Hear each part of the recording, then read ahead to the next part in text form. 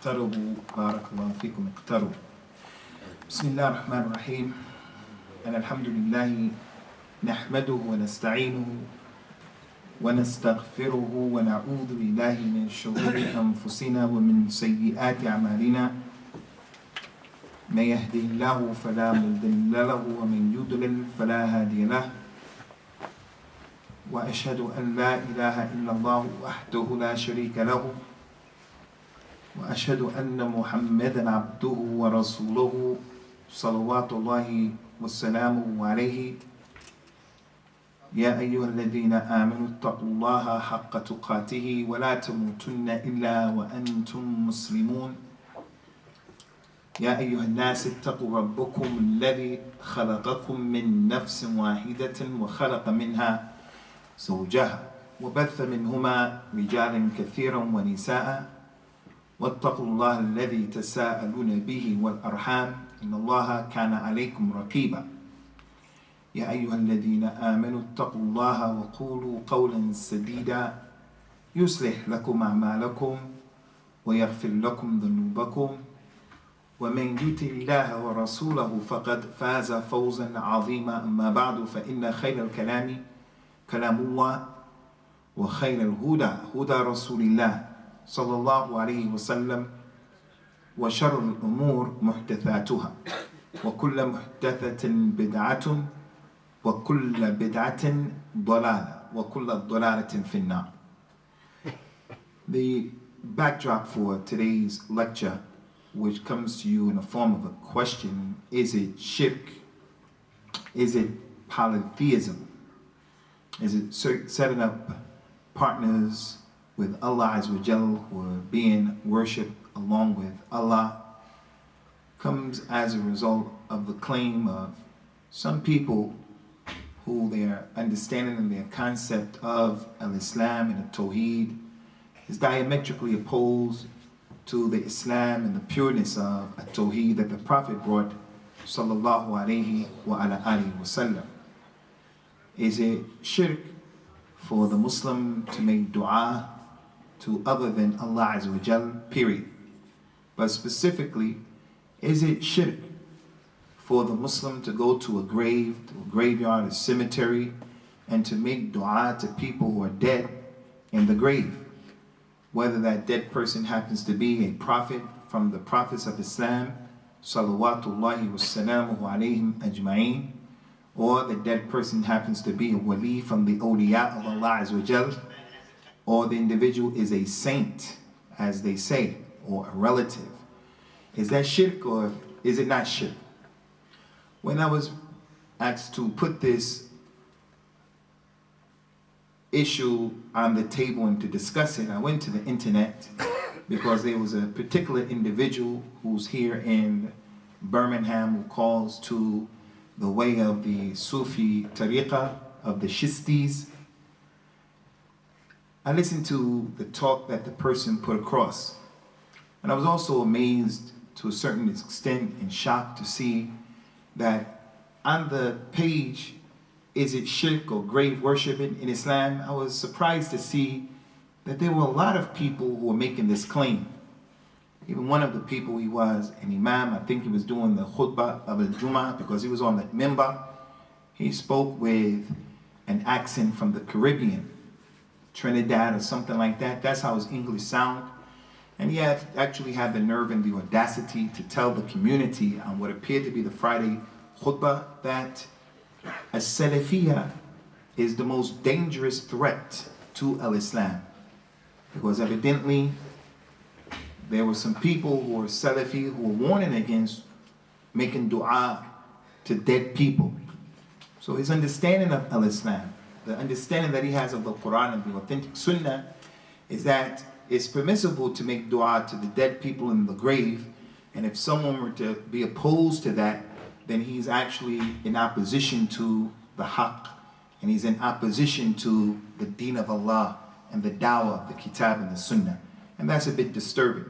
I'm not here to fight any of those individuals. So my objective, my goal, my niyyah is to poke them back in the eye. It's not my goal and my objective. My goal and my objective, inshallah ta'ala, is to try to be fair and just in dealing with this serious issue. This issue where the vast majority of Muslims in Birmingham who come from the Asian background, ethnic group, Africans and non-Africans, Arabs, a lot of Muslims understand that it is permissible to make dua to dead people. Although it's clear for the person, it's clear. And when I say that, I don't want anybody to be offended. I said in the khutbah al-Jummah on Friday, there's not an Asian person in this masjid, not a single one in this masjid, and Allah knows best, except that He knows some people who make dua to people in the grave. There's not a single Asian here, except that that's the reality. So the vast majority of our masajid are like that. Masjid is not too far from here, Masjid al-Ghawth. Al-Ghawth comes from al-istighatha, for a person to seek assistance, al-istighatha, to seek help from Allah. Al-isti'ana, to seek help from Allah subhanahu wa ta'ala. Greatest surah of the Quran, Surah Al-Fatiha. We just heard it 2 times and we read it in the 3rd rak'ah, silently. And if you intentionally don't read that surah, you have to get up and pray again. You didn't pray. And in that, we ask Allah ta'ala, Iyaka na'bud wa iyaka nasta'een. And in the authentic hadith, the Nabi sallallahu alayhi wa sallam said that Allah said, Qasamtu salat bayni wa bayna abdi qasmain. I divided the salat, the recitation of the salat, into 2 parts. If my slave says, when he's making the salat, Alhamdulillah Rabbil Alameen, Allah says, Hamadani Abdi, my slave has praised me. And if the slave says, Ar-Rahman Ar-Rahim, Allah subhanahu wa ta'ala says, Athna alayya abdi, my slave has exalted me. And if the slave says, Rabbil Alameen, if he says that, Allah ta'ala says, Majjadani abdi, my slave has made me majid, he has really given me the honor. And if my slave says, Iyaka na'bud wa iyaka nasta'een, Allah says, Hada bayni wa bayna abdi, wa li abdi ma sa'ala. When the slave said, Oh Allah, we worship you alone and we seek your assistance alone, Allah says, this is between me and my slave. And I'm going to give my slave whatever he asks for. And what does he ask for? Ihdina siratul mustaqim, siratul ladhina namta alayhim, all the way to the end. So Allah guides him to the siratul mustaqim when he understands Iyaka na'bud wa iyaka nasta'een. So an individual would take this ayat of the Quran and not bring a single proof from the tafsir of the companions or the tafsir of the tabi'een, radiyallahu anhum ajma'een, showing what they said. And what they said collectively was that the ayah clearly shows and it indicates the impermissibility of making dua to other than Allah. But the individual can come and he gives the tafsir of that ayah in a way that's foreign to the Tawheed that the Prophet brought, sallallahu alayhi wa ala alihi wa sallam. The first thing that we want to mention, Ikhwani, in dealing with this issue is that our Nabi sallallahu alayhi wa ala alihi wa sallam, he went through a lot in order to prevent the people from making shirk with him and to prevent the people from making dua to other than Allah Azza wa Jal, especially as it relates to the graves, especially before he died, salawatullahi wa salamuhu alayhi, before he died. And everything that he said before he died, it deserves our attention even more because he's about to die. So he's telling the people things that they need to know because the time is close. So anytime you hear the Nabi sallallahu alaihi wasallam was in his sickness and he said this and he said that, he did this and it was close to his death, then know that he gave extra importance to that thing. He told the people sallallahu alaihi wasallam in his sickness, Lanatullah ala al-Yahudi wal-Nasara ittakhadhu qabura anbiya masajid.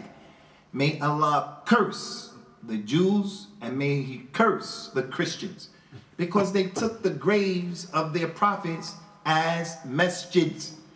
Masjid is the place where you come and you do sajda, you do ibadah to Allah. Why would the Nabi sallallahu alaihi wasallam curse the people for doing something that's permissible? Go ahead and call on the Nabi if you want to, because it's okay. He said, may Allah curse that individual. So when you as a Muslim see someone who's in opposition to that, if you have a problem with that, then you have to start off with the Nabi sallallahu alayhi wa ala alihi wa sallam. Our mother Aisha, about this hadith, she said if the Nabi didn't say that, she said because he said that, sallallahu alayhi wa sallam, we made his grave equal to the ground. Had he not said that, we would have put his grave up off of the ground. Ali radiyallahu anhu, during the time of his khilafah, he had someone who was working for him in his administration, and he wanted to send that man on an errand in the land. He said to that man, shall I not send you to do something that the Prophet sent me to do, sallallahu alaihi wasallam? That man who was in his administration said, yes, Amir al-Mu'mineen. He said, Allah tada'a qabran mushrifa illa sawaita. Anytime you travel from here to all the way to where you're going, any grave that you come across that is above the ground, I want you to level it and make it equal and even with the ground. That's what the Prophet used to send me to do. Ali said, and also, if you come across any image, any picture, then deface it. Deface it. Why? Because through pictures, shirk was introduced to Bani Adam. If you come across any idol, I want you to break the head off. Break it. Deface it. Why? Because through these idols, Bani Adam started making shirk. Through these graves, people came and they started worshiping other than Allah Azza wa Jalla. So the Nabi sallallahu alaihi wasallam went through great lengths in order not to allow this ummah to make a shirk by calling on other than Allah. So he cursed the Yahud and the Nasara. He said sallallahu alaihi wasallam when he was informed by our two mothers who had went to Ethiopia, and they made the hijrah to Ethiopia, and they saw that the kuffar of the Christians, they did all of this stuff with the graves, and they were worshiping the graves of their prophets and their messengers. Salama radiyallahu anha, and the other wife of the Nabi sallallahu alayhi wa ala alihi wasallam. They said to the Nabi, you know, these people used to make these graves for their prophets and their messengers, and they used to worship them. The Nabi sallallahu alayhi wasallam said, Qatalallah al-Yahudu wal-Nasara. May Allah destroy them. In one hadith, he said, La'natullah. And he wasn't an individual who made La'natullah on people, except that they deserved it. They were doing some serious stuff. In this hadith, he said, may Allah destroy those individuals. Destroy them. Because, again, it is having a person making the means and the ways to make shirk with Allah. Now, many Muslims, our tasawwur, our comprehension, our understanding of Al-Islam is different from the understanding that the Prophet brought sallallahu alaihi wasallam and the companions had. There's the Muslim who will make tawaf around the grave. There's the Muslim who would go and he would make dua to the grave. But he doesn't see that as ibadah. He doesn't see that in his whole mind. He doesn't see that as worship at all. What he sees in his mind is, it's the spectacle of death that I'm dealing with here. I'm asking the dead person because of their great position to ask Allah. I know that they can't do it. I don't believe in them. I'm asking them to go to Allah because of their position with Allah. And I say, that's from a shaitan. That's from a shaitan. And that's shirkum billah. And that's because you don't need any middleman to go between you and Allah, number one. And number two, that type of worship, tawaf around the grave, dua, all of that stuff, there's no dalil for it. As a matter of fact, the scholars of the past, when they saw those hadith where the Nabi cursed these people, where the Nabi told us there's an etiquette that we have to have when we go to the graveyards, to the cemeteries.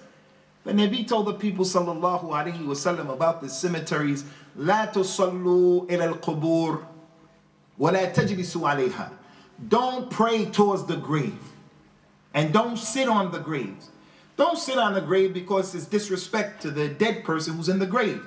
And they have rights on us even after death. Even after death. Once a Muslim dies, you have to wash him, you have to give him his shroud, you have to make salat over him. You have to take care of his estate. That's wajib upon you.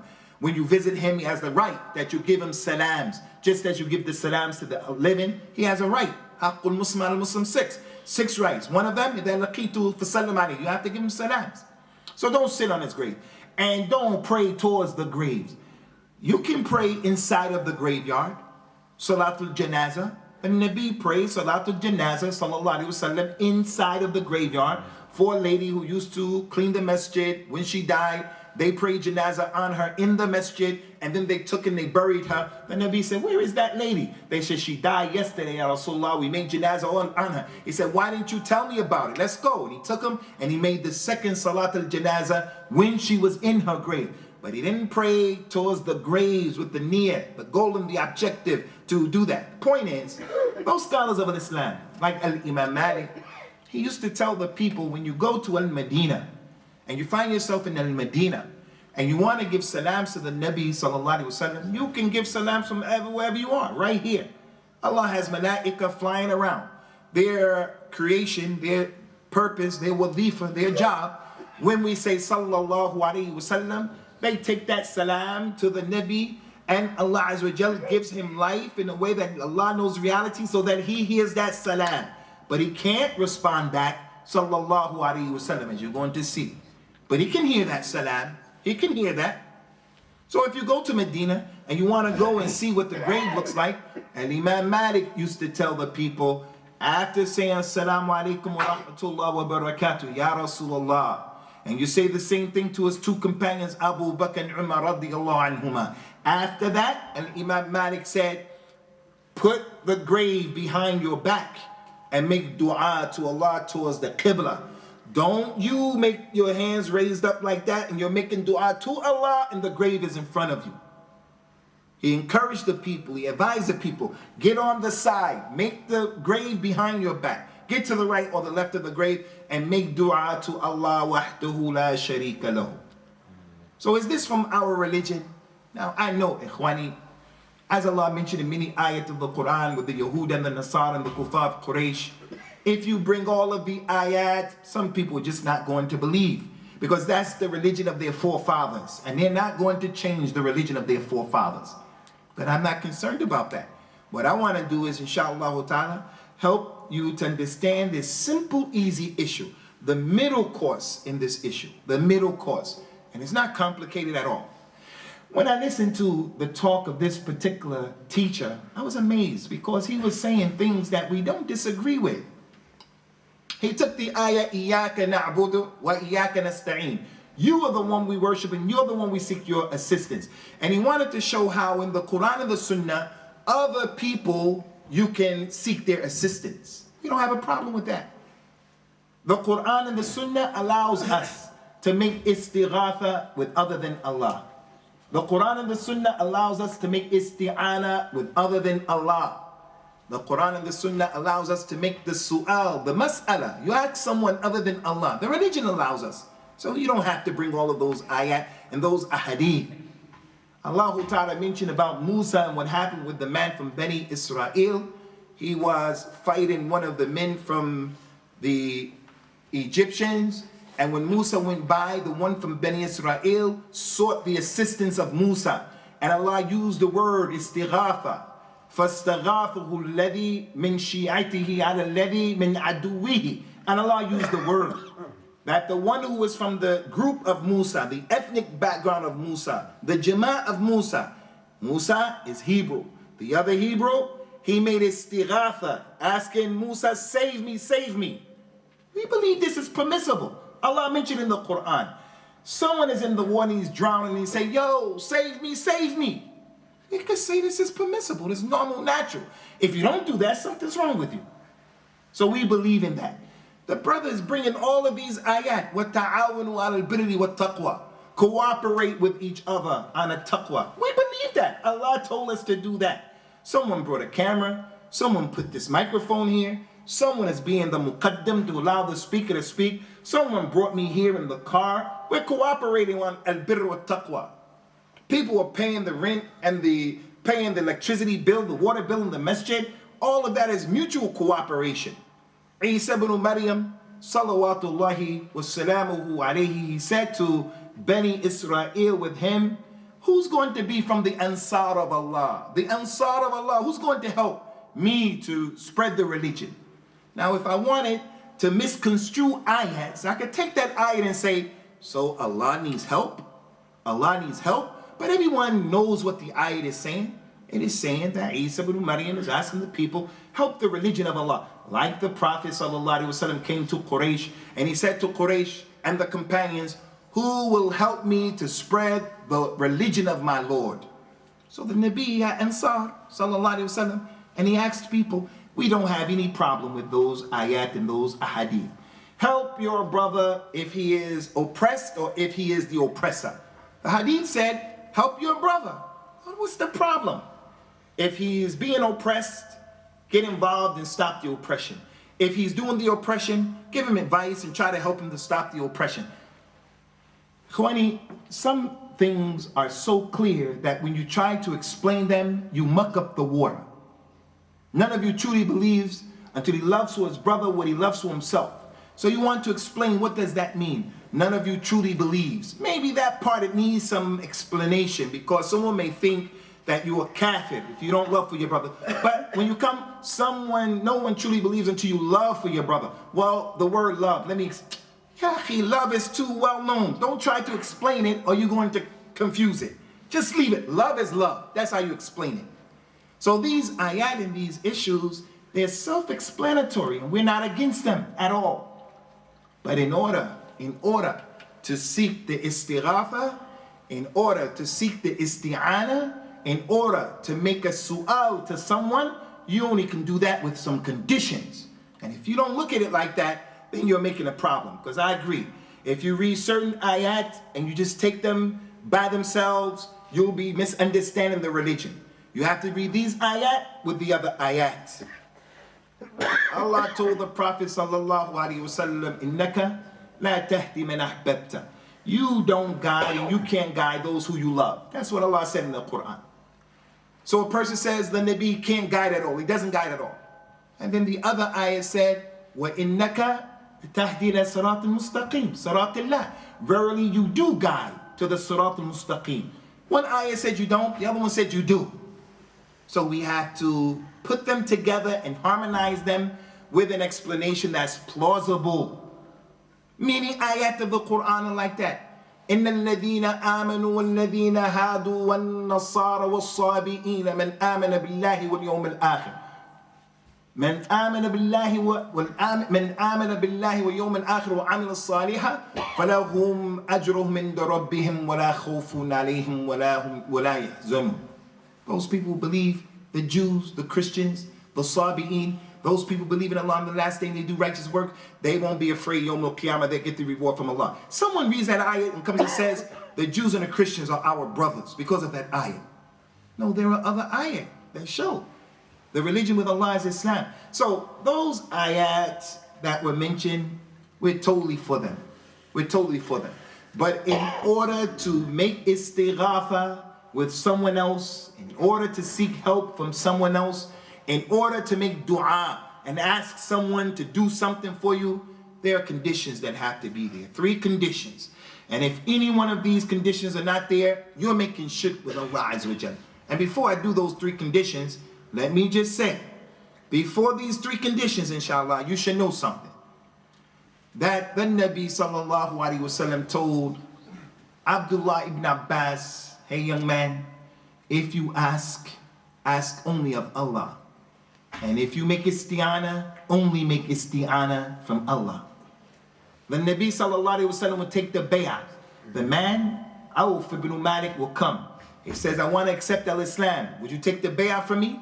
The Prophet said, yes, I take the bay'ah from you. He used to take the bay'ah and mention different things to people. I take the bay'ah from you that you give nasiha to everybody who you meet. I take the bay'ah from you that you don't make shirk with Allah, you don't kill your children, you don't steal, you don't commit zina. He will give the bay'ah and different things. On this particular occasion, Auf ibn Malik, the Prophet said, Bay'atuka ala la tashkil la tas'al an-nas shay'a. I give you the bay'ah that you shouldn't ask the people for anything.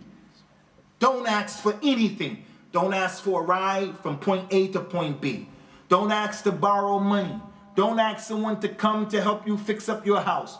Don't ask for anything. So this man, Auf ibn Malik, will get on his camel, get on his horse. He wants to ride. The thing that he makes the horse move with will fall out of his hand, the whip, the whip, he wouldn't say, Akhi Abu Ibrahim, can you pick it up and give it to me?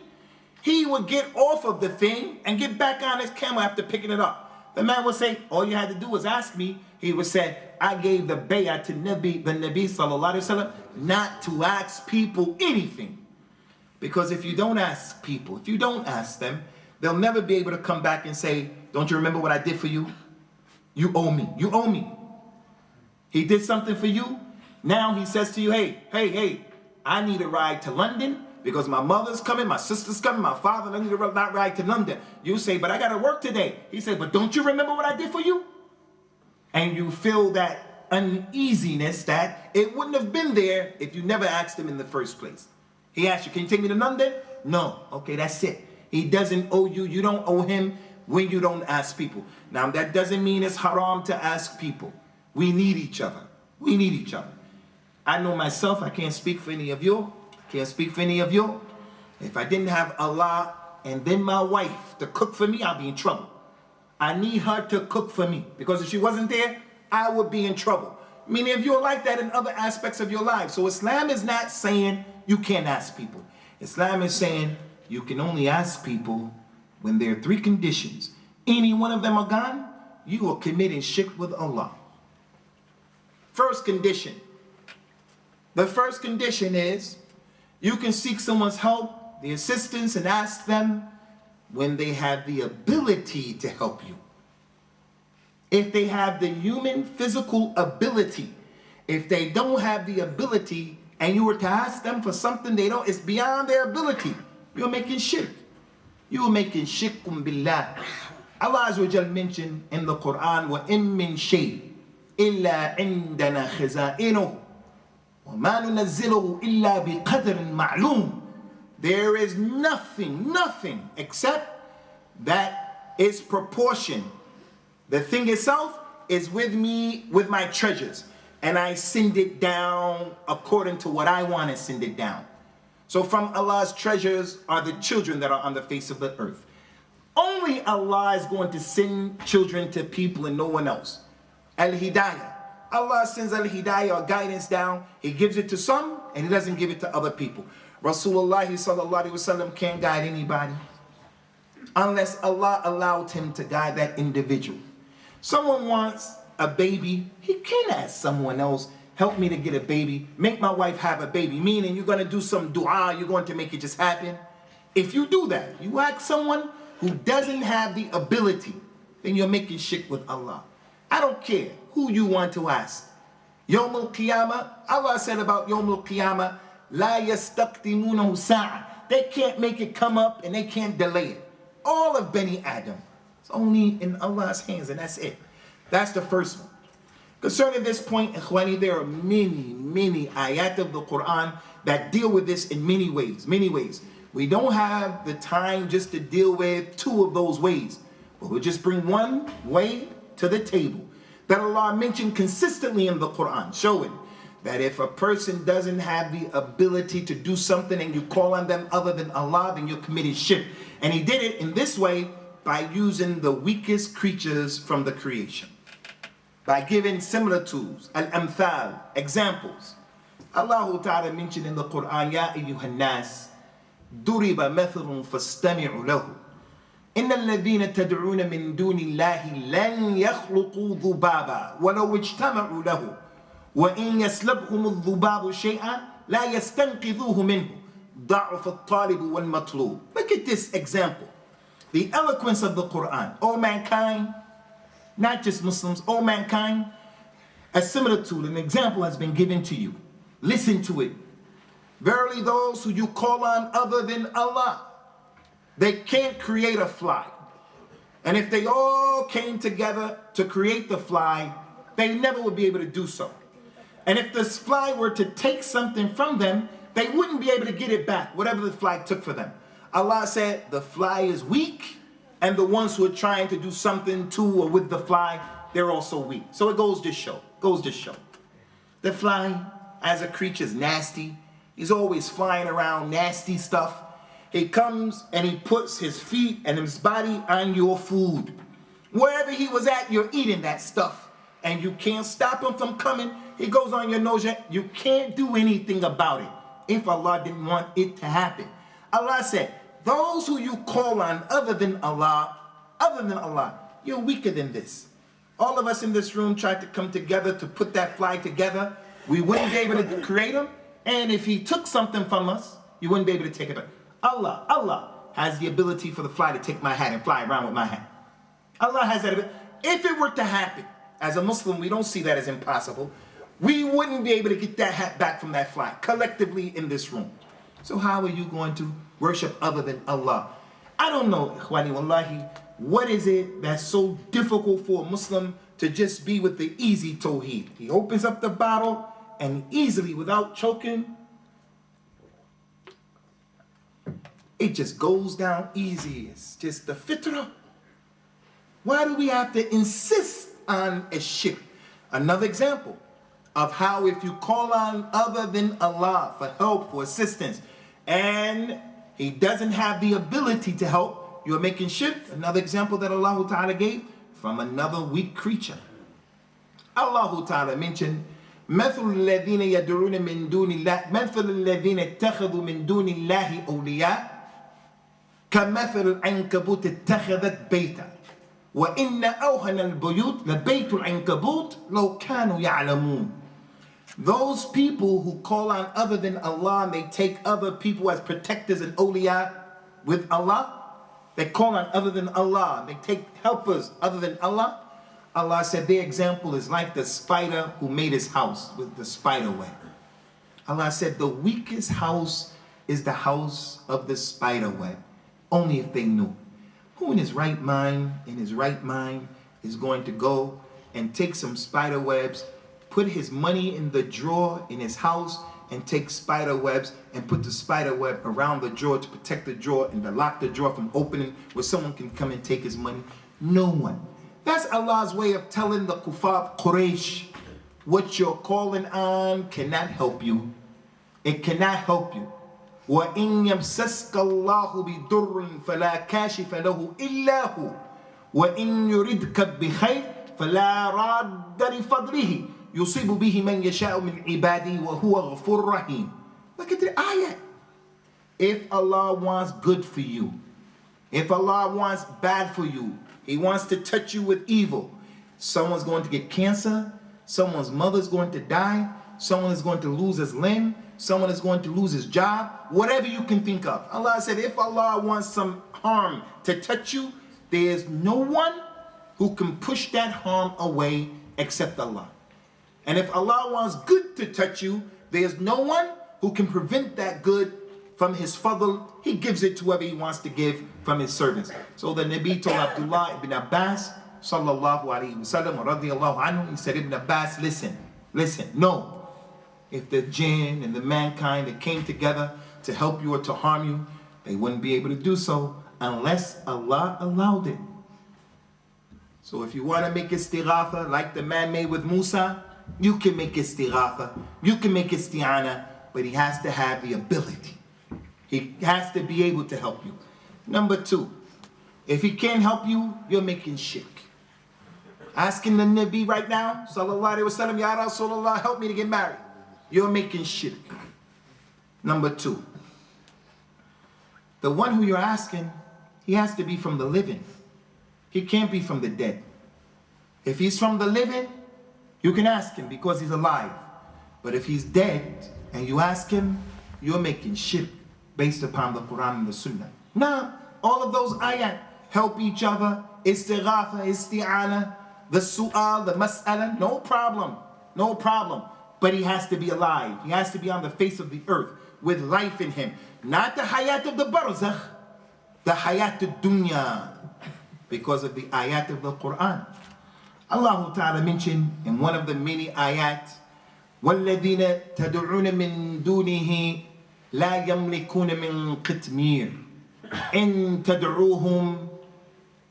تَدْعُوهُمْ لَا يَسْمَعُوا دُعَاءَكُمْ وَلَوْ سَمِعُوا مَا اسْتَجَابُوا لَكُمْ وَيَوْمَ الْقِيَامَةِ يَكْفُرُونَ بِشِرْكِكُمْ وَلَا يُنَبِّئُكَ مِثْلُ خَبِيرٍ. Listen to the ayah. Those people you people are calling on other than Allah, those people you're calling on, making dua to other than Allah, they don't possess the ability to do anything. Qatmir is the date, the seed of the date that you pull out, that little string. They don't even have that much. They can't pull it off of the date. They can't put it back on the date. They can't help you. They can't help themselves. The ayah said, if you call on them, they can't hear you. And if they have the ability to hear you, they won't answer your dua. And Yawm al-Qiyamah, they're going to free themselves from you and your shirk. They're going to free yourselves. So look, people in the grave right now, they can't hear us. Sometimes they can hear. When they're going to be buried, they can hear the footsteps of the people walking away. So they can hear, but you can't say to them, yo, what's going on down there? You all right down there? Describe to me what's going on. You can't say that. And whatever they hear from you, they can't say anything back to you. The Nabi sallallahu alaihi wasallam, as I told you, he can hear sometimes. Can he hear everything? La wallahi, he can't hear everything. Can't hear everything. He hears our salams, sallallahu alaihi wasallam, and he can't give salams back. He doesn't give salams back. And Yawm al-Qiyamah, those people who people call on other than Allah, they're going to free themselves from the shirk that the people made. And that's why Allah puts forth a question. And it's not acceptable. This situation is serious. Look at the question that Allah Ta'ala puts forth. وَمَنْ أَضَلُّ مِمَّنْ يَدْعُ مِنْ دُونِ اللَّهِ مَنْ لَا يَسْتَجِيبُ لَهُ إِلَى يَوْمِ الْقِيَامَةِ وَهُمْ مِنْ دُعَائِهِمْ غَافِلُونَ وَإِذَا حُشِرَ النَّاسِ كَانُوا لَهُمْ أَعْدَاءً وَكَانُوا بِعِبَادَتِهِمْ كَافِرِينَ. Who is more astray? Who is more astray from the Sirat al-Mustaqim, from al-Islam, and from the Tawheed, than the individual who calls on other than Allah, and the one who he's calling on can't hear him until Yawm al-Qiyamah. And concerning his dua, the individual who's in the grave, the one who's dead, he's not even aware of what the man is saying. Allah said, Yawm al-Qiyamah, when they gathers all of them together, the ones making dua, the ones in the grave, when they're gathered all together, the ones who are in the grave are going to free themselves from the individuals who are making dua to them. So look at the double trouble that's going on, double jeopardy. You're making dua to someone who can't hear you and he can't help you until Yawm al-Qiyamah. And number two, the one who you had hope in is going to come Yawm al-Qiyamah and free himself from you. So if the individual is dead, it's not permissible to call them for anything. But if they're alive, you can say, help me against them, help me with that, give me this, I'm seeking assistance with you, help me against us. It's permissible. Number three, and the last point, Ikhwani, he has to be able, he has to be alive, and he has to be present. Hadir. You know how people say Hazir Nazir? Hadir means present. He has to be present right there. You can't be here in Alam Rock and he's in Timbuktu and you say, Ya Sheikh, Ya Sheikh. If you do that, you're making shirk. Unless he's on the telephone, you're connected on the telephone, you're on the Skype, no problem. We're not talking about that. We're talking about an individual that I had experience with after being a Muslim. Being on Christianity and coming into Al-Islam. The person comes into the door of Al-Islam only to open up the window and to jump out of the window on his head. What's the benefit of that? To travel all the way from America to Sudan to look for some special sheikh who you're going to make dua to? I'm discussing and debating. As a new Muslim, another brother who was much older than me, and the debate and discussion became heated. If it kept going the way it was going, it could have led to violence. Because that's how upset he was. That's how upset I was. I'm a new Muslim, and you're not going to tell me that that sheikh can hear us right now. We're in Medini, in Sudan, and the sheikh is in Darfur, 900 kilometers away, over 900 miles away. In Sudan, Ikhwani, like in Pakistan and Mirpur, the lights go off every day. Every day. If you have a generator, you just start the generator up, or you have a candle, you light the candle, that's it. As we were arguing and debating, the lights went off. He said, Allah, Allah, it's from the sheikh. It's from the sheikh. I said to him, I don't say that to make you laugh. I said to him, Anta kafir. You are kafir. He's the only person I made takfir of. It wasn't my job to make takfir of him. I want to untakfir him here today. It wasn't my job to make takfir of him. I'm a new Muslim. Who am I to make takfir? And for your information, one of the greatest scholars of Islam is an Imam Muhammad ibn Ali al-Shawkani from Yemen. He used to be Shia. He used to curse companions. He was affected by the da'wah of Muhammad ibn Abdul rahimahumullah. And he got on the Sunnah. And he became a scholar of an ijtihad. And he was against the taqleed and against the shirk.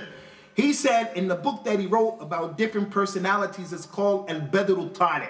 He wrote in that book, he brings biographies of different scholars from the 7th century up into his time. He would write in that book, I want to take back my takfir that I made about people. Because he used to make takfir of people when he got on the Sunnah.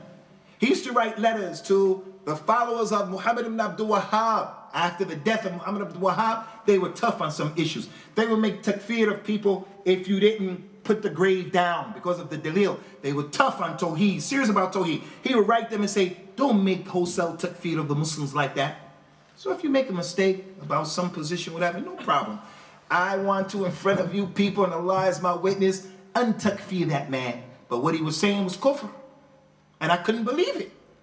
You know that the electricity goes off multiple times in the day. How in the world do you believe that the Sheikh 900 miles away has something to do with that? Allah Ta'ala mentioned in the Quran, يَعْلَمُ مَا بَيْنَ أَيْدِيهِمْ وَمَا خَلْفَهُمْ وَلَا يُحِيطُونَ بِشَيْءٍ مِنْ عِلْمِهِ. Allah knows what's in front of them and what's behind them. And they don't know anything about what is muhit with Allah. The voices of the dunya, only Allah knows all of the voices. Only. Here you think that some other individual can hear you saying something. He's all the way over there in Dadyab, and you're here, and you say, Ya Sheikh, and you believe he can help you?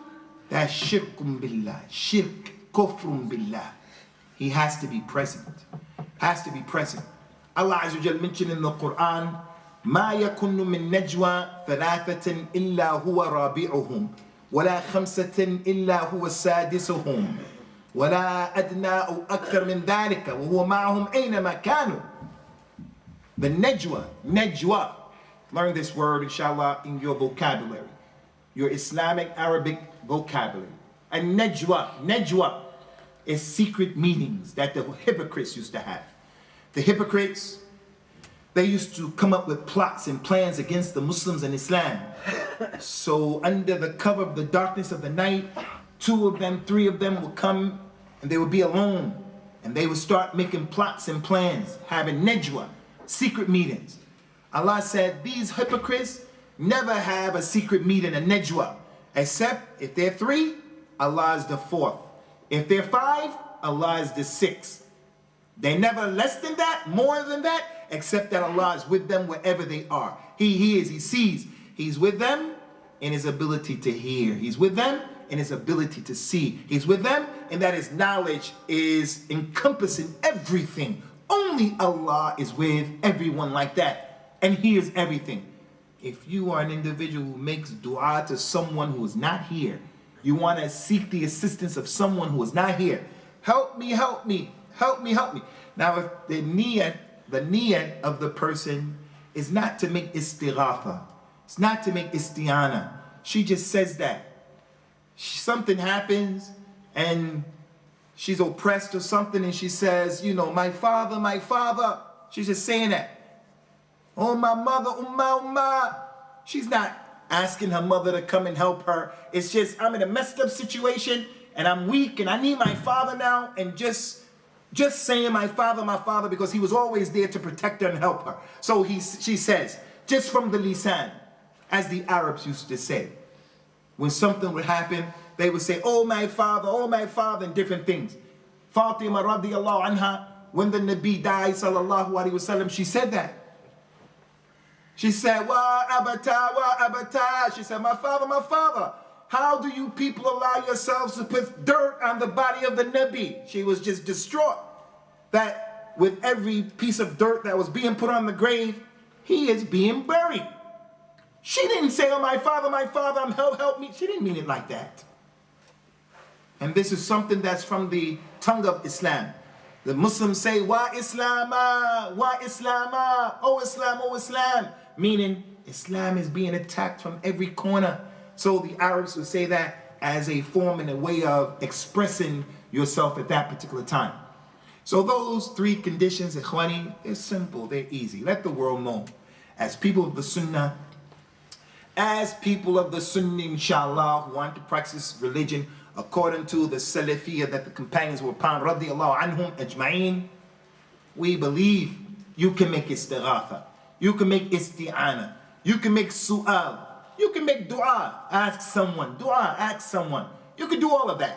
If the individual has the ability to help you, if the individual is alive, if the individual is present with you, or if he's far away, there's something connecting you, telephone, mobile phone, Skype, something like that, then there's no problem, no problem.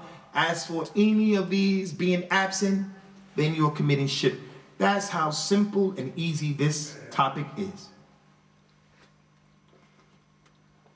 It is the pure milk, pure, the halib safi, that when you have a baby, you put that baby on the pure milk of the mother. You don't take that baby and give that baby pig's milk. Although, wallahi, pig's milk is better for the baby than to connect them to someone who's in a grave. Because although he may get sick with that pig's milk, and although the idea is nasty and it's messed up, what is worse is someone making shirk with Allah. So we'll come up with things in our culture, pig's milk. Where does that come from? We do this because it comes from somewhere. We don't like the pig. All right. We should come up with something for shirk. Why isn't there something for shirk? When the word shirk is mentioned, something about shirk, something big, we should be doing something. No, because we have it kind of backwards. The pig, zina, khamr, all of these things are big, so we do different things. But when it comes to shirk, it's not so big.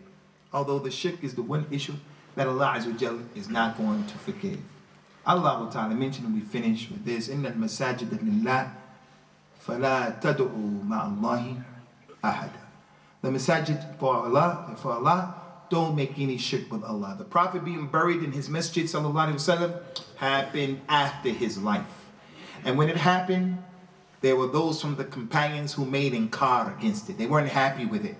But the leader did it, and all they can do is give advice. And they, radiyallahu anhum, never went to that grave and made dua to the Nabi sallallahu alaihi wasallam. What happened with the people of Al-Kahf, of the cave, making a grave to worship those people who were in that grave, and they wanted to do that, the religion of the people before us, their legislation is not a religion for us. When their religion goes against our religion, their legislation is rejected. Wala karama. So it's a simple issue. Ummah al-Islam, At-Tawheed, At-Tawheed. Be people who are simple on the Sunnah. Be people who are simple on the Sunnah, and don't be of the people who have to insist that we make shirk with Allah. As Allah described the kuffar Quraysh. وَإِذَا ذُكِرَ اللَّهُ وَحْدُ اشْمَأَزَّتْ قُلُوبُ الَّذِينَ لَا يُؤْمِنُونَ بِالْآخِرَةِ وَإِذَا ذُكِرَ الَّذِينَ مِن دُونِهِ إِذَا هُمْ يَسْتَبْشِرُونَ. If Allah is mentioned by himself, worship Allah alone, they become enraged and angry and upset. But when those are mentioned other than Allah, along with Allah, lo and behold, they become happy. They become happy. Worship Allah Azza wa Jal wahdahu la sharika lahu. We'll open up the floor, inshallah ta'ala, ikhwani, for any questions that you brothers may have. And I want to repeat and reiterate what I mentioned a while ago. There are many dangerous groups in Islam. They pose a danger to Muslims and non-Muslims. Many internal groups that are dangerous to Islam. I believe, as Shaykh al-Islam ibn Taymiyyah said, the single most dangerous group is not the Khawarij, the Muslims who believe you can blow this one up and kill this and make takfir and fight up. La. Shabab, all of that stuff, Aqeedah. He said they're not the most dangerous because these people will hit you and kill you if they disagree with you. If they disagree with you, they will fight you and kill you. He said they're not the most dangerous. He said the most dangerous group are the Sufis. Not because they're bad people, but it's just what they believe in. Not all Sufis believe, but from the beliefs of the Sufi is Al-Hulul. Allah is everything and everything is Allah. The dog is Allah, the pig is Allah. Not all of them believe, but this came to the Muslims through the Sufis. The Sufis believe that with enough dhikr, you can become Allah. With enough dhikr, you can transport yourself to another place. That's what they believe. Some of them believe in the taqdees of the ashkhas, making personalities muqaddasa, above human. He's sitting on the axis of the world. He makes the world go round. He makes the dua. He answers the dua. You're the murid. Suspend your intellect and be a slave in front of the sheikh. La wallahi, I can't be the slave in front of my mother, my father, the sheikh, nobody. I have to be the Abdullah. I'm going to respect my sheikh big time. I'm going to respect my mother, my father big time, my uncles, my elders big time. But slave, la wallahi, I'm Abdullah. That's why it's the most beloved name to Allah. Abdullah, Abdurrahman. Sufism, ikhwani, not all Sufism, it was the tariqah, the madhab, it was the Jammah that when the kuffar went into the Muslim lands, it was the Sufis who said, let's go to the Zawiyah and just make dhikr and let them do what they want to do with their dunya. No jihad, we got to make jihad of ourselves. Let them steal your water, let them steal your land in the Muslim world. It was the Sufis telling Muslims these types of things. It doesn't mean, as Shaykh al-Islam ibn Taymiyyah said, from the Sufis are some who are religious and righteous. No doubt about that. They are religious and righteous. And they are better than a lot of people who are not Sufis. That's what he said, and we have to be fair about that. Some of them have akhlaq, some of them have knowledge, some of them have a zuhd, and so forth and so on. Not all of them are the same, but these ideas and these concepts that I'm giving to you right now came from these people. And worse than that, other stuff other than that don't work. Just disconnect yourself from the dunya. And from them is this heinous crime, this terrible crime, connecting the people to dead people, connecting the ummah to dead people. Worshipping people in the grave is from the major sins, and it's the major sin, it's the major kufr that would take a person outside of the fold and the realm of Islam. May Allah Azza wa Jalla establish our feet on the Sirat al-Mustaqim and on the Kalima of Tawheed, and may He subhanahu wa ta'ala put us on the Aqeedah of Ahlul Hadith, the likes of Abu Bakr and Uthman and Ali radiallahu anhum, and those A'imma of Islam, those A'lam who came after them. Wallahu a'la wa a'lam. What time is Salat al-Isha? 1:15. Okay, Khwani, if you brothers have any questions concerning the lecture, inshallah, you can put your question forward.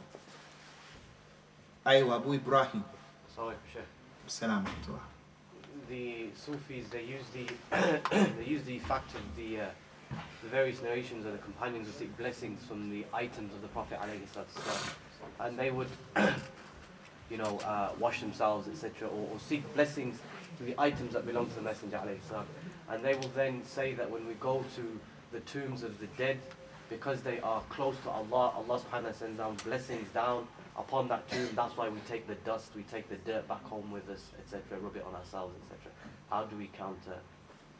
It's a good question. It's an intelligent question. It's a shubha that these people have. It is a fact that, Khwani, that we have this issue. I taught you the word najwa. Akhi, Abu Yusuf, what is najwa? Secret meetings. Huh? Secret meetings. Secret meetings. Good job. There's another word I want to bring to your attention. At-tabarruk, from al-baraka. At-tabarruk. At-tabarruk. I'm going to say it. I want you to say it. At-tabarruk. Come on, everybody got to say it. We're going to make a Sufi dhikr. At-tabarruk. No, it's a serious issue. It's serious. At-tabarruk, ikhwani, is the process of seeking barakah.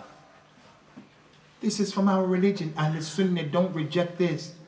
The companions, radiallahu anhum, made a tabarruk from the Prophet's person and from his athar, his effects. He makes wudu, they take the wudu and put it on themselves.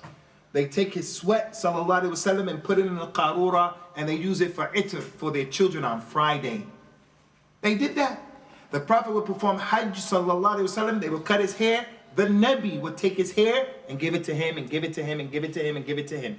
And then he in turn, when the Tabi'een came, he would give it to the Tabi'een. And they were holding on to that.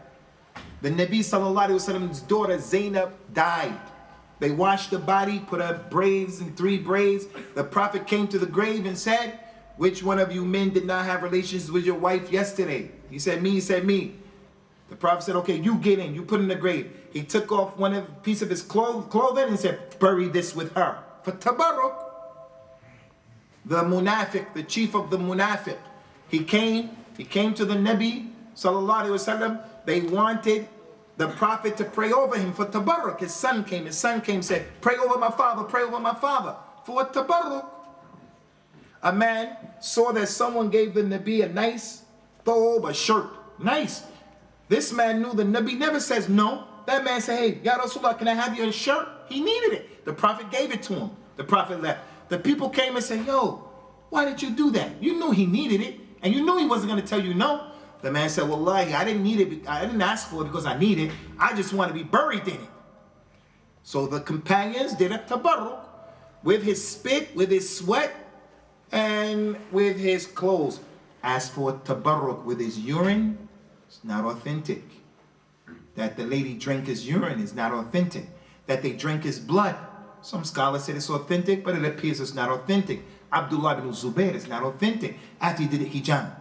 So I tell you right now, if there was a cup that's been handed down through the ages and that cup came into your possession and it was from the Nabi, I say we're going to protect it and we're going to take it with honor and we're going to rub it with the Nabi because they only did it with him. After him, Abu Ibrahim, not a single companion did that with Abu Bakr or Uthman and Ali. Not a single one.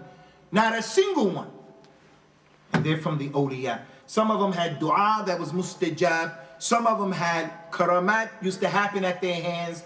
Not a single person came and did a tabarruk with a single companion after the Nabi. So that's from his khasa'is. Only for him. The second thing, ikhwani, is we can get a tabarruk from the righteous people who are living. How? We get a tabarruk by coming to the class of the sheikh. And the malaika come down. And the sakina comes down. The knowledge that he's giving. The dua that he's making. We'll get tabarruk for that. We get a tabarruk from people in the grave. And that, when we go to the grave, we ask Allah Azza wa Jal, Ya Allah, this is your slave. They were really this and that. And you're following the Sunnah. As a result of following the Sunnah in the ziyarah of the qubur, you get some blessings. As for picking up dirt, eating dirt, rolling around in the dirt, making tawaf, making dua, there's no dalil for that. Barakallah fikum. Ahi. Assalamu alaikum. Jazakallah for your time, akhi. Say that there's a mosque which is next to you and they are known for doing shirk, and you want to pray behind them, say for Salatul Fajr, because the other mosque can be far from you. Is that permissible, or should you just stay away from it? People who are confronted with the problem of having a masjid where the imam of that masjid is calling to shirk and kufr, it's a big problem. First of all, let me tell you, ikhwani, from the asul of a salafiyah that all of the ulama put in the books that tell us about the minhaj al-salafi, all of them, from the asul and the foundations and fundamentals of this religion is people of the sunnah pray behind every single Muslim, no matter what his bid'ah is, as long as the bid'ah isn't one of a shirk, one that takes you out of Islam. If it's one that takes you out of Islam, then we don't pray behind those individuals. You don't pray in that masjid. You have an excuse not to pray in that masjid, even if it's right next door to you. You have an excuse. So if you know that that imam, he believes in this stuff of kufr and shirk, you have an excuse with Allah Azza wa Jal. You have an excuse with Allah. You don't have to attend and don't worry about it. But it's not your job to go up to an imam who you don't know his situation and say, hey, what do you believe? Don't test people like that. If you know with yaqeen, this is what they believe, then don't do it. Don't pray janazah behind them. Don't pray behind them. Because that imam is doing something of shirk and kufr. Shirk and kufr. Now, our relatives who are brewis, The regular relative who believes in this nonsense. You go to his house and it's time for Salah. Do you pray behind him? I say pray behind him. He's ignorant. He doesn't know. He's jahil. He doesn't know his religion. Just like the Shiite person who curses the companions. He just thinks that is the religion. He doesn't know. So pray behind them in their homes. Don't make a big stink about it, a big deal. I have to pray. Don't do that. Don't do that. As for the janazah that takes place and your uncle is going to be buried and the janazah is going to be prayed in their masjid, if you can stand strong and not pray behind them, then do it. Don't pray behind them and don't just obey Allah because of the creation. But if it's going to be too much stress on you, it's going to be too much fitna on you, it's going to be too much problems on you, then you have to get knowledge from someone who is higher than you. Tell them your situation. Should you go and do it out of necessity or not do it? But generally speaking, don't pray in those masjids. Any more questions, Ikhwani? Another thing is, I'm not saying that because this is like a football game. Birmingham City, they're Birmingham City, and we're Aston. So we don't want to pray with them. No, I'm not saying that for that. This is our religion. This is our religion. The religion necessitates that you not make salat behind people who this is their situation. When they're leaders of that dalala and that dawah and they know what they're doing and talking about. As for the regular people, then it's a different story, inshallah. Aywa. Any more questions, Ikhwani? Little man, Yusuf. Oh, you're not Yusuf. What's your name again, boy? Abdul. Abdul Ahad. Fadda. It's a nice name. When you said that we're not allowed to pray behind graves, how if the Qibla is facing where the graves are? No doubt about it. You can rest assured, Abdul Ahad, that there are some graves between us and the Qibla. From here to Mecca, there are a lot of graves between us and the Qibla. So that's part of the meaning of the ayat. فَأَيْنَمَا تُوَلُّوا فَثَمَّ وَجْهُ اللَّهِ. Wherever you turn, there is the face of Allah. We don't have anything to do with those graves being in front of us. We don't even know about them. And they're not our goal, and they're not our intention. So no problem. No problem at all. As for the masjid that has a grave inside of it, then don't pray in that masjid at all. Don't pray in it at all. But what about the Prophet's masjid that has a grave in it? Okay, sallallahu alayhi wa sallam. First of all, Allah Ta'ala mentioned in the Quran, وَمَا كَانَ رَبُّكَ نَسِيًّا. Your Lord wasn't forgetful. Allah knew in the future there was going to be a grave in that masjid. And yet He allowed us, when we travel, that's one of the masjids we can travel to. So Allah allowed us. Number two, that grave was not always in the masjid. Sallallahu alayhi wa sallam's grave was introduced after the death of the Nabi and at the end of the time of the companions. And the companions, they said, don't do it, and they advised the leader. The Tabi'een, they said, don't do it, and they advised the leader. But the leader decided to do his own thing, and the Muslims just had to listen. They just had to listen. Okay, this will be the last question, inshallah. The second question for Abu Ibrahim. He mentions in that video tawassul, and he is seeking the means to Allah subhanahu wa ta'ala, and then he kind of uses this as a dalil to say that they seek this means by means of the Prophet sallallahu alaihi wasallam, even after his death. And he, the hadith of the blind man who came to the Messenger alayhi sallam, how do we... Concerning the tawassul, or taking an intermediary between you and Allah, can only be made by making a tawassul with your good deeds. Oh Allah, I don't like praying in this masjid for one reason or another. It's not my favorite masjid because the people are opposed to the Sunnah. The recitation of the Imam is a problem. There's something going on. But oh Allah, I only keep coming to this masjid because I believe it's wajib, yarhamakullah. Because I'm being patient, give me this and give me that. You make tawassul by your deeds. So don't minimize the deeds that you do. Something you're doing that you don't like doing it, just keep doing it and be patient because you've been told to do it, and make a tawassul. Oh Allah, you know I don't like this, you know I don't like that, but I do this and I do that. Because of that, please give me this, please give me that. You can make a tawassul by the asma of Allah, His names and His attributes. Allah, you are Rahman ar-Rahim, forgive me. Allah, you're this, you're the Razaq, Dhul Quwwat al-Mateen, give me a child, give me money, this, that. And you can make a tawassul by asking someone who's living, can you make dua for me? Other than that, you can't make any tawassul. As for the blind man who came to the Nabi sallallahu alaihi wasallam, and he asked the Nabi sallallahu alaihi wasallam, he asked Rasulullah, Ya Rasulullah, I want to do this and I want you to do that. The Nabi sallallahu alaihi wasallam told him, okay, make this dua. So the dua that he made was asking Allah by the jah of Rasulullah to give him this and give him that. First of all, that man came to the Nabi sallallahu alaihi wasallam. If he was able to do that, he could have just stayed in his house and did it from over there. Just stay in your house. You don't have to come. But he came to the Rasul sallallahu alaihi wasallam. And if he came to the Rasul sallallahu alaihi wasallam was what? He was what? Alive. He was living. He was alive. Second of all, after the death of Rasulullah sallallahu alaihi wasallam, none of his companions did that. You think if that was good, they would have known that this is something we can do? Let's just go to his grave and make a tawassul. No. During the era and the khilafah of Umar radiallahu anhu, there was a drought, a bad drought, serious drought. It was so bad that a man stole something, a horse, he stole a big thing, a camel, and it was enough to get his hand chopped off. Umar said, no, we're not going to chop his hand off because the situation, the drought, compelled him to do it.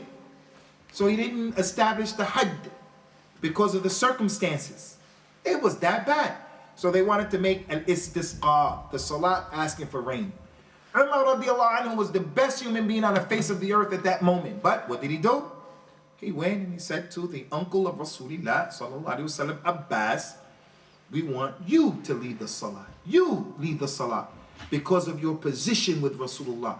The Prophet says sallallahu alaihi wasallam, Al-am bimanzilat al-ab. Your father's brother is like the father. The father's brother is like the father. So Abbas is the brother of Rasulullah's father sallallahu alaihi wasallam. So he's like Rasulullah's father. Everyone knows Abbas's relationship and position with the Nabi. He's an older statesman of the community. Although he's not better than Umar, he's not better than Uthman, he's not better than Ali, he's not better than Abdurrahman ibn Auf, he's not better than those other 6 people promised Jannah. But he was like the father of the Nabi sallallahu alaihi wasallam. So he made the salah, and that was a tawassul with the righteous man radiyallahu anhum ajma'in. As for making dua to the Nabi sallallahu alaihi wasallam, Rasulullah is free from that. He told his uncle, that's a phone or the adhan? Phone. He told his uncle, oh Uncle Abbas, ask for my money what you want, I can't help you with Allah. Oh Sophia, auntie of Rasulullah, ask for my money what you want, I can't help you with Allah. Oh Fatima, daughter of Rasulullah, ask for my money, I'll give you what you want, but I can't help you with Allah. He told that to the closest people to him. I can't help you with Allah. The only way I can help you is if you follow my sunnah. The only way I can help you is if I make shifa' for you, Yawm al-Qiyamah, intercession, because you deserve it, and Allah is pleased to give it to you and gives it permission. As for me being in between you and Allah Yawm al-Qiyamah, I couldn't help my mother, I couldn't help my father, I couldn't help Abu Lahab, I couldn't help Abu Jahl. I can't help you. So, ikhwati fillah, connect yourselves to Allah Azza wa Jal and plant the seed of a Tawheed in the hearts and the minds of your children. If your child knows Allah, he'll know himself. People won't be able to tell the child, you can't do this. You can't become a doctor, for an example. You can't do this, you can't do that. You won't be successful. The child says, no, I know Allah. I can do whatever I want to do. That is ma'qul. And he also won't be a person who's arrogant because he knows that Allah is Akbar and Allah is A'zam and Allah is Qadeer and Allah is Al-Qawi. So he knows himself. He's not going to be arrogant. He's going to exist between those two extremes. سبحانك اللهم وبحمدك وأشهد أن لا إله إلا أنت أستغفرك وأتوب إليك والسلام عليكم ورحمة الله وبركاته.